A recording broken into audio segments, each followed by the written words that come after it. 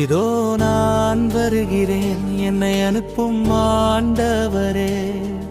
உமது வார்த்தை சொல்ல நான் வருவேனே. நெருப்பிலும் நின்று உம்மை போற்றுவேன். உலகம் திரும்பினாலும் நிலைத்து நிற்பேனே.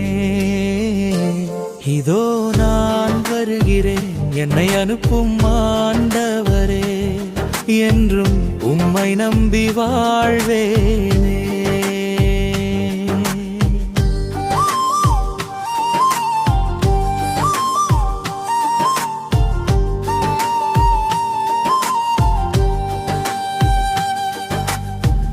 ஆலயத்தில் மகிமை நிரம்ப ஆண்டவர் சிங்காசனம் தென்பட்டது. பரிசுத்தர் பரிசுத்தர் என்று சேராபீம் குரல்கள் முழங்கியது.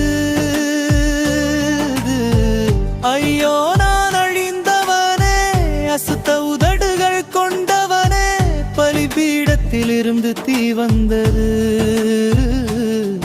என் பாவம் எல்லாம் நீங்கியது. குற்றமகன்றது, ஆசீர்வாதம் வந்தது. உடைந்த உள்ளம் புதிதாயிற்றே. இதோ நான் வருகிறேன், என்னை அனுப்பும் ஆண்டவரே. உமது வார்த்தை சொல்ல நான் வருவேனே.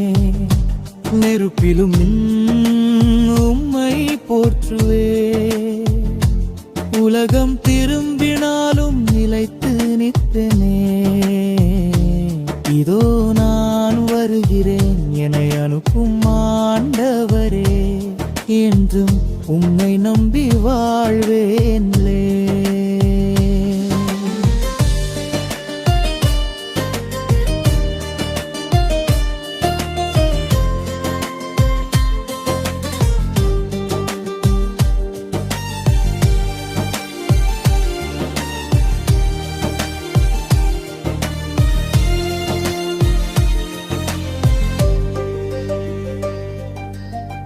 கடினமான இதயங்களுக்கு உண்மையின் விதை விதைக்கச் சென்றார். கேட்டும் கேளாத மக்களிடையே கடவுளின் வார்த்தை சொல்லி நின்றார். ராஜ்யங்கள் எழுந்து வீழ்ந்தாலும் அழைப்பில் நிலைத்து போராடினார். நீதியும் இரக்கமும் அறிவித்தார். நிந்தையிலும் உண்மையாய் நின்றார். தனிமை வந்தாலும் பயமில்லை.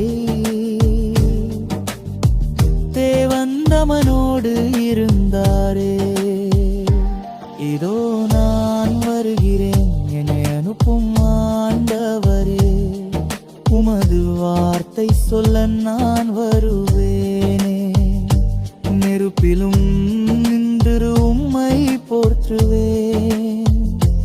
உலகம் திரும்பினாலும் நிலைத்து நிற்பேனே.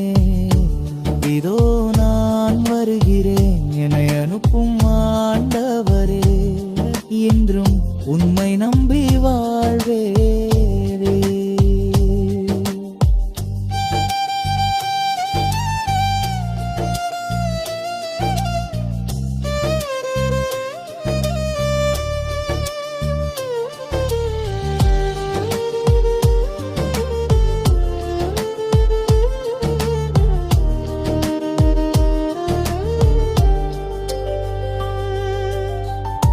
ஒள்ளுனி பிறக்கும் நாளை எம்மானுவேல் என்று அறிவித்தார்.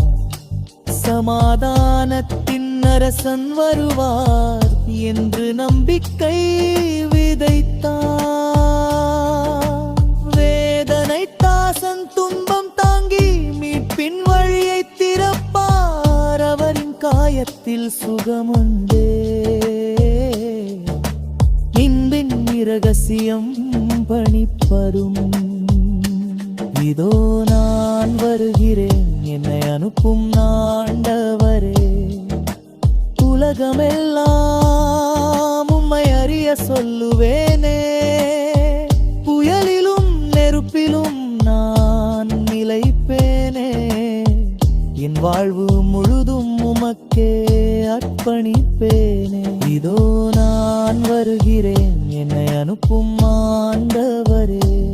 என்றும் உமக்கே சொந்தமாவேனே.